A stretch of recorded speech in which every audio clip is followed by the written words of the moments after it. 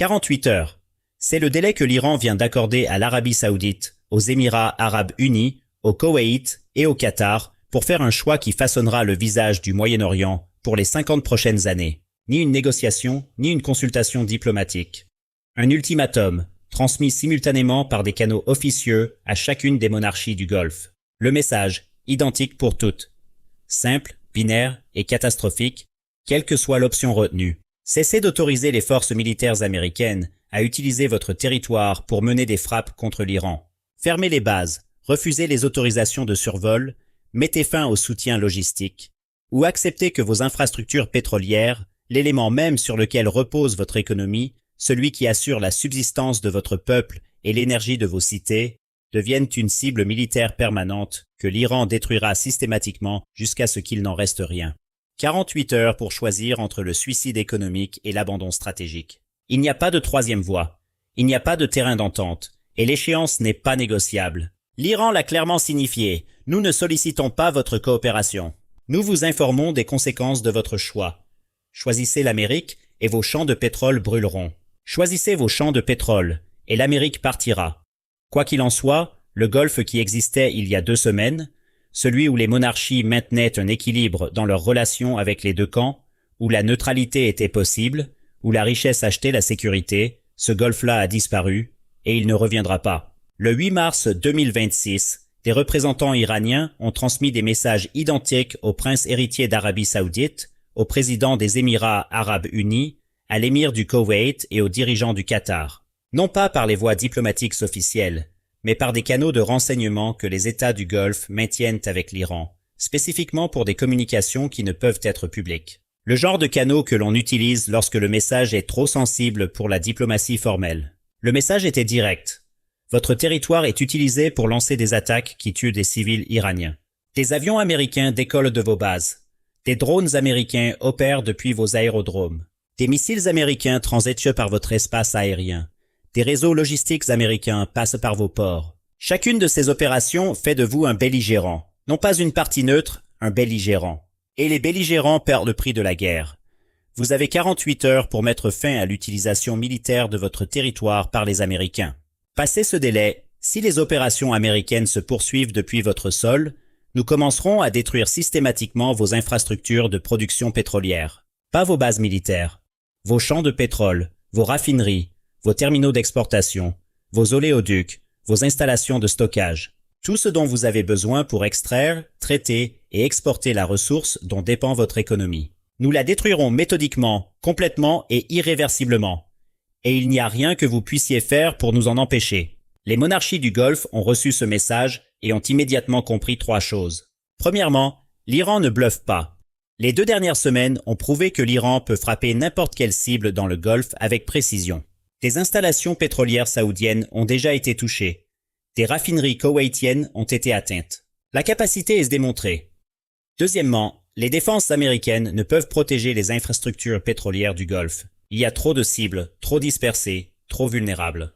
Un seul champ pétrolifère saoudien, Ghawar, compte plus de 800 têtes de puits individuelles réparties sur 288 km. On ne peut pas placer une batterie de missiles Patriot sur chaque tête de puits.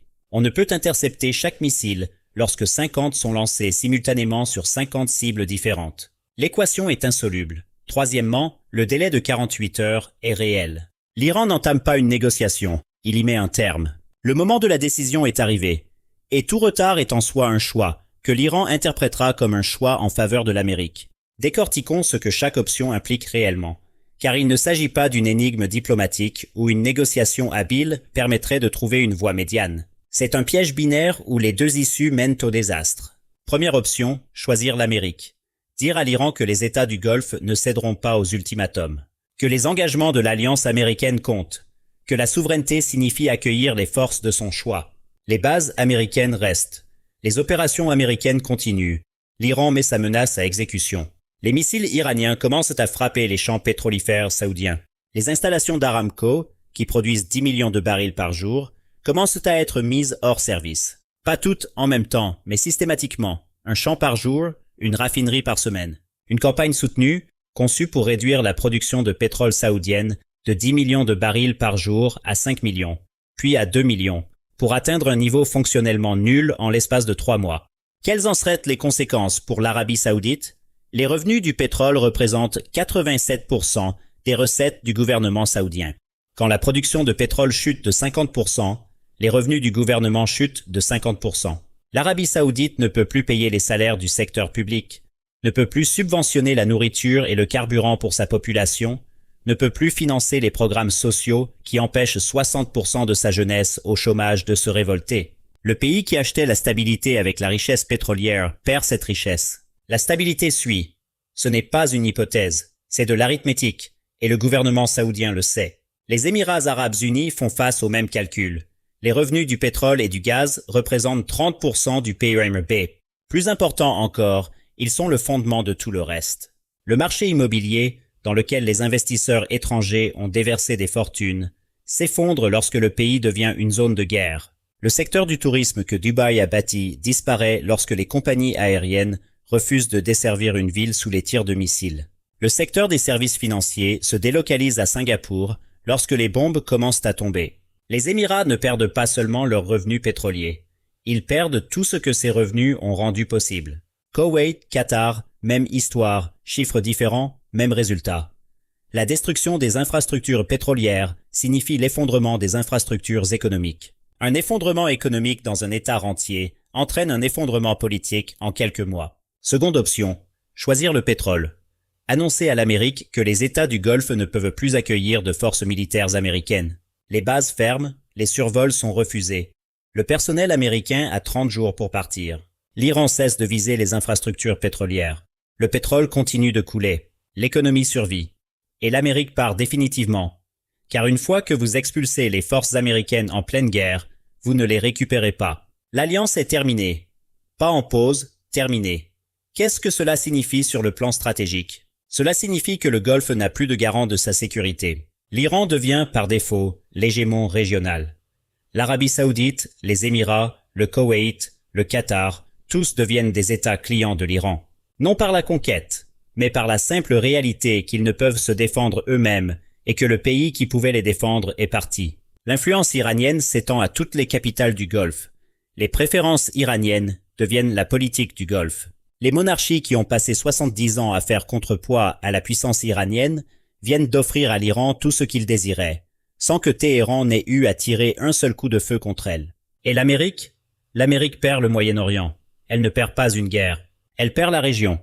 60 ans d'infrastructures d'alliance, de positionnement stratégique, d'accès militaire, tout cela anéanti parce que les États du Golfe ont choisi la survie plutôt que l'alliance. La présence militaire américaine qui a défini la région depuis 1945 prend fin, non pas parce que l'Amérique a été vaincue militairement, mais parce que ses alliés ont conclu que la protection américaine coûte plus cher qu'elle ne rapporte. Voici ce qui rend cet ultimatum stratégiquement brillant.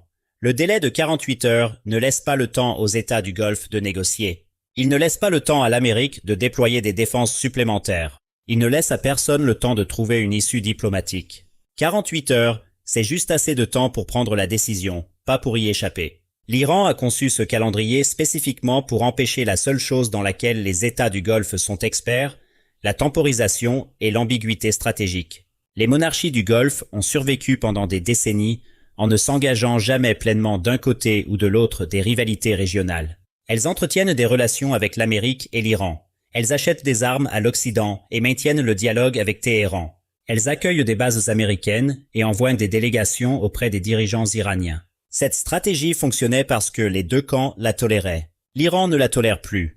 L'ultimatum force un choix qui ne peut être retardé, ni nuancé, ni géré par l'ambiguïté diplomatique habituelle. Et ces 48 heures créent un compte à rebours qui met la pression sur tout le monde simultanément. L'Arabie saoudite ne peut attendre de voir ce que les Émirats décideront, car l'échéance est la même pour tous. Les Émirats ne peuvent se coordonner avec le Koweït, car il n'y a pas de temps pour des sessions de stratégie multilatérale. Chaque pays doit faire son propre calcul, isolément, sous la pression du temps, avec des informations incomplètes. Ce n'est pas de la diplomatie, c'est de la coercition optimisée pour une efficacité maximale. L'échéance empêche également toute intervention américaine de changer l'équation. 48 heures ne suffisent pas aux États-Unis pour déployer de nouveaux systèmes de défense, négocier des garanties de sécurité ou restructurer leur posture militaire régionale. Les responsables américains peuvent faire des promesses, mais ils ne peuvent fournir en 48 heures une capacité qui changerait la vulnérabilité fondamentale des infrastructures pétrolières du Golfe. L'Iran s'en est assuré. Voyons maintenant pourquoi les défenses américaines sont incapables de protéger les infrastructures pétrolières du Golfe. Car il ne s'agit pas d'un problème d'engagement ou de volonté de la part des Américains.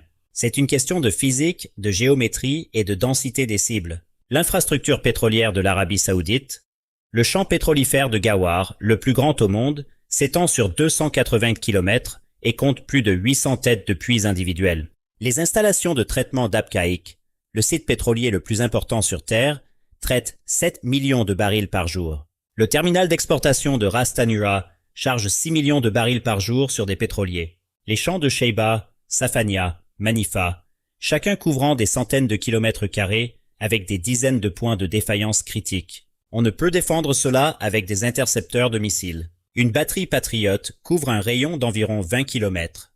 Pour assurer une couverture superposée rien que sur Ghawar, il faudrait de 15 à 20 batteries Patriot. L'Arabie saoudite en possède 8 au total. Les États-Unis disposent de 10 batteries dans toute la région. Le calcul n'est pas bon. Et même si c'était le cas, chaque batterie dispose de 60 intercepteurs. Si l'Iran tire simultanément 500 missiles sur 500 cibles différentes à travers les infrastructures pétrolières de l'Arabie saoudite, les intercepteurs sont épuisés avant même que la moitié des cibles ne soient couvertes. Le reste touche au but. L'Iran a démontré sa capacité à tirer plus de 1000 missiles et drones en une seule journée contre des cibles réparties dans 6 pays. La capacité opérationnelle est prouvée. Les infrastructures pétrolières de l'Arabie saoudite sont plus concentrées géographiquement que les cibles que l'Iran a frappées la semaine dernière, et plus vulnérables parce que les installations pétrolières ne sont pas conçues pour résister à des frappes de missiles. Une usine de traitement du pétrole n'est pas un bunker militaire. C'est un ensemble de tuyaux, de réservoirs et de systèmes de contrôle conçus pour l'efficacité industrielle, pas pour la survie au combat. Un seul missile touchant le bon point de jonction peut mettre une installation entière hors service pendant des mois. Les Émirats arabes unis font face au même problème. Géographie plus petite, même vulnérabilité. Les installations pétrolières d'Abu Dhabi, les infrastructures portuaires de Dubaï, les usines de traitement du gaz naturel qui alimentent le réseau électrique. Autant de cibles faciles qui ne peuvent être défendues de manière exhaustive contre des attaques de saturation. À huis clos, à Riyad, Abu Dhabi, Koweït et Doha, la même conversation a lieu. Celle qui ne peut être enregistrée, ne peut fuiter et ne sera jamais reconnue publiquement. La conversation au cours de laquelle les monarques du Golfe posent à leur chef d'état-major et directeur du renseignement une question simple. Pouvons-nous survivre si nous choisissons l'Amérique? La réponse qui leur parvient est non. Pas peut-être avec un soutien supplémentaire. Pas si les circonstances changent. Non. Nous ne pouvons pas défendre nos infrastructures pétrolières contre des campagnes de missiles iraniens soutenus. Les défenses américaines sont déjà épuisées. Les intercepteurs américains s'amenuisent. Les systèmes d'alerte précoce américains ont été dégradés. Et même à pleine capacité, les systèmes de défense disponibles ne peuvent protéger le nombre de cibles que l'Iran peut menacer. La deuxième question. Pouvons-nous survivre si nous choisissons l'Iran et perdons l'Amérique? La réponse est différente, mais tout aussi sombre. Économiquement, oui. Le pétrole continue de couler, l'argent continue d'entrer. Stratégiquement, non. Nous devenons des dépendances de l'Iran. Notre politique étrangère devient celle de Téhéran. Notre sécurité dépend du bon vouloir iranien. Nous survivons, mais nous ne sommes plus souverains au sens propre du terme. Troisième question, celle que personne n'ose poser, mais à laquelle tout le monde pense. Que se passe-t-il si nous choisissons l'Amérique et que l'Amérique perd? Alors nous aurons le pire des deux scénarios. Nos infrastructures pétrolières sont détruites. Notre économie s'effondre et l'Amérique, ayant perdu la guerre au sens large, se retire de toute façon. Nous avons fait le choix de la loyauté et n'avons rien obtenu en retour, si ce n'est la ruine. C'est la question qui empêche chaque monarque du Golfe de dormir en ce moment, car les 2 dernières semaines ont montré quelque chose que personne ne voulait voir. Il se pourrait que l'Amérique ne l'emporte pas. Les défenses américaines ont été dégradées. Les forces américaines ont subi des pertes. Les groupes aéronavals américains se sont repositionnés plus loin de la menace. Ce ne sont pas les actions d'une armée qui dominent le conflit. Et si l'Amérique ne domine pas maintenant, après 2 semaines, à quoi ressemblera la situation dans 2 mois? La diplomatie traditionnelle exige du temps, des intermédiaires et un espace pour des compromis qui permettent de sauver la face. L'Iran a éliminé les 3 avec son ultimatum de 48 heures. Il n'y a pas de temps pour le genre de négociations officieuses qui désamorce habituellement ces situations. Il n'y a pas d'intermédiaire crédible pour les deux parties qui pourraient négocier un terrain d'entente. Et il n'y a pas de compromis honorable possible, car la demande de l'Iran est binaire. Soit les forces américaines partent, soit le pétrole brûle. Les États du Golfe ne peuvent annoncer publiquement qu'ils se plient à un ultimatum iranien. Ce serait une humiliation politique qui saperait la légitimité monarchique. Mais ils ne peuvent pas non plus annoncer publiquement qu'ils défient l'ultimatum iranien, car ce serait admettre que la guerre est imminente, ce qui déclencherait une fuite des capitaux, une panique au sein de la population et un effondrement économique avant même le lancement du premier missile. Alors, que se passera-t-il réellement dans 48 heures? Les États du Golfe donneront probablement des assurances privées à l'Iran que les opérations offensives américaines depuis leur territoire seront discrètement restreintes, tout en maintenant publiquement qu'ils prennent leurs propres décisions souveraines. L'Iran acceptera probablement cette conformité privée, tout en revendiquant publiquement une victoire, affirmant que les États du Golfe ont cédé à la pression iranienne. L'Amérique acceptera probablement les nouvelles restrictions, tout en maintenant publiquement que les partenariats du Golfe restent solides, et tout le monde feindra que l'humiliation n'a jamais eu lieu. Mais le résultat est le même. La capacité militaire américaine dans le Golfe vient d'être sévèrement restreinte. Non pas par une défaite sur le champ de bataille, mais par une diplomatie coercitive qui a exploité la vulnérabilité fondamentale que les États du Golfe ne peuvent résoudre. Leur richesse provient d'infrastructures qu'ils ne peuvent défendre. 48 heures, 2 jours. Le temps de traiter une décision administrative de routine. Pas assez de temps pour restructurer 70 ans de relations d'alliance, déployer de nouveaux systèmes de défense ou trouver des issues diplomatiques qui n'existent pas. Les monarchies du Golfe font en ce moment même des calculs qui détermineront si l'Amérique restera une puissance au Moyen-Orient ou deviendra une simple note de bas de page dans l'histoire de la région. L'ultimatum est d'une élégance cruelle. Choisir l'allié qui ne peut vous protéger ou choisir l'adversaire qui peut vous détruire. Les deux choix sont des défaites. L'un est un effondrement économique immédiat. L'autre, une lente dérive vers l'insignifiance stratégique. Il n'y a pas de troisième voie. Il n'y a plus de temps et les 48 heures sont déjà